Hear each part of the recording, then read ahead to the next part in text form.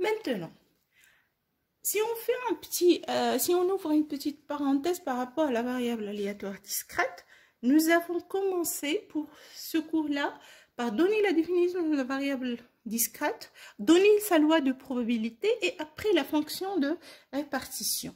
Un autre qu'on n'a pas suivi ici. Nous avons défini qu'est-ce que c'est qu'une variable continue, variable aléatoire continue, et après on a donné la fonction de sa répartition. Maintenant, on va définir sa loi de probabilité ou bien la densité de probabilité. Alors, et vous allez voir pourquoi on a suivi cette chronologie pour ce cas-là. Dans le cas où f est dérivable, grand F, c'est quoi grand F? En fait, c'est la fonction de répartition de la fonction de la variable aléatoire. Lorsque grand F est dérivable, sa dérivée, qu'on va noter petit f, s'appelle la densité de probabilité de la variable aléatoire. Et donc, grand f' de x est égal à petite f de x. Donc, en fait, nous avons la variable aléatoire continue, on cherche ou bien on donne avec sa fonction de répartition, et lorsque sa fonction de répartition est dérivable, on donne ou bien on calcule également sa densité de probabilité, petite f.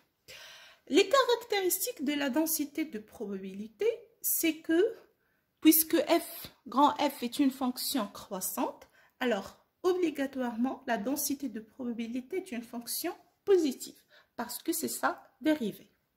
Si je prends la probabilité pour que la variable aléatoire x soit entre deux valeurs a et b appartiennent à R, on avait vu que c'est égal à f de b moins f de a. Mais aussi, si je veux utiliser en fait la densité, ça va être l'intégrale de a à b de f de x d de x. En fait, dès la définition, f' de x est égal à petit f de x, ça veut dire que je peux voir que grand f de x, ce n'est que l'intégrale de f de x d de x. Alors, vous pouvez voir comment, entre la valeur a et b, la densité de probabilité, comment elle est. Je crois que vous avez vu dans le cours de l'intégrale que l'intégrale en principe c'est une surface, et donc on remarque très bien là qu'entre a et b nous avons la surface délimitée par les deux axes y est égal à a, y est égal à b, et après le sommet de la courbe. Une deuxième propriété, c'est que lorsque je veux calculer p de x inférieur ou égal à a, en d'autres termes, je veux calculer le f de a. On a vu, je peux le voir comme étant la limite quand x tend vers moins l'infini de f de a moins f de x. Je peux le voir également, c'est l'intégrale de moins l'infini à a f de t dt. Alors, pour schématiser, voilà, j'ai là toutes les valeurs, toutes les variables aléatoires grand x qui sont inférieures ou égales à a. Et bien évidemment, on peut remarquer que toujours, que ce soit pour le premier ou bien le deuxième, l'intégrale de moins l'infini plus l'infini f de x d de x est égal à 1. Donc, si on fait une petite relecture des caractéristiques, nous avons f est une fonction positive toujours, et nous avons que l'intégrale de moins l'infini plus l'infini f de x d de x est égal à 1. Donc, en quelque sorte, je peux l'avoir comme étant une loi de probabilité, une densité de probabilité en faisant la similitude avec la variable aléatoire discrète.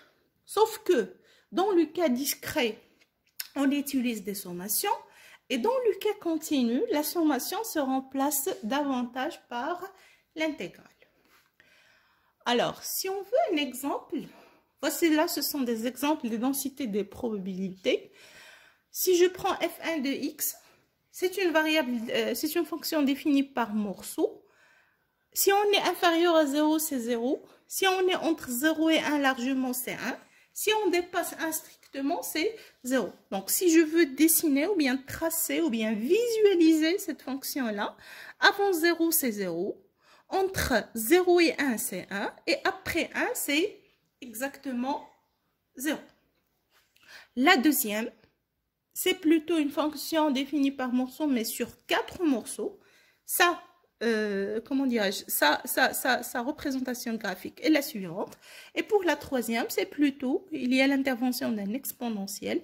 Et donc, nous avons une situation pareille, tout en remarquant que avant 0, c'est toujours un 0. Maintenant, on parle d'une variable aléatoire continue. On donne sa fonction de répartition et lorsque la fonction de répartition est dérivable, on donne sa densité de probabilité. Et bien évidemment, il faut définir son espérance et sa variance. La notion de l'espérance et de la variance, elle reste la même que celle qu'on avait vue pour le cas discret. Ça veut dire quoi? L'espérance, c'est une sorte de moyenne, d'accord? Et la variance, c'est plutôt comment les valeurs de la variable aléatoire, ils tournent autour, ou bien comment ils sont dispersés autour de cette moyenne. Soit x une variable aléatoire continue et f sa densité, d'accord? Donc, le plus souvent trouvé dans la littérature mathématique, c'est plutôt parler de la variable aléatoire continue et sa densité. Sous-entendu, les choses qu'on ne dise pas, c'est que lorsqu'on dit f et sa densité, ça veut dire qu'il y a caché aussi une fonction de répartition. Alors, l'espérance de x, qu'on note e de x, dans le cas discret, il était défini par une sommation. Là, je remplace la sommation plutôt par une intégrale. C'est l'intégrale moins l'infini plus l'infini, x, f de x, d de x. La variance également, il garde la même notation, sauf en remplaçant toujours la somme par l'intégrale. L'écart type, c'est toujours la racine carrée de la variance. J'insiste aussi sur le fait que la variance et l'écart type, ils donnent le même type d'information. D'accord? C'est seulement qu'on essaie d'absorber le carré. Chose qu'on avait déjà vue, j'insiste sur la partie variable aléatoire continue.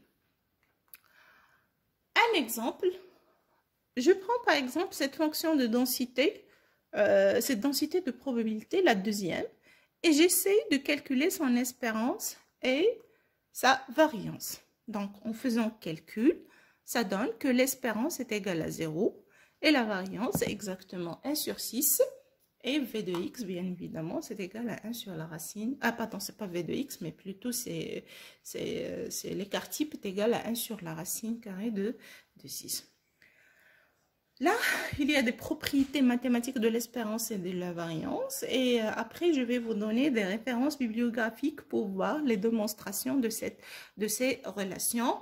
Et j'insiste, mes étudiants, il faut bien apprendre ça par cœur. Parce que dans la pratique, ce n'est pas la démonstration pour vous qui compte, mais plutôt, il faut...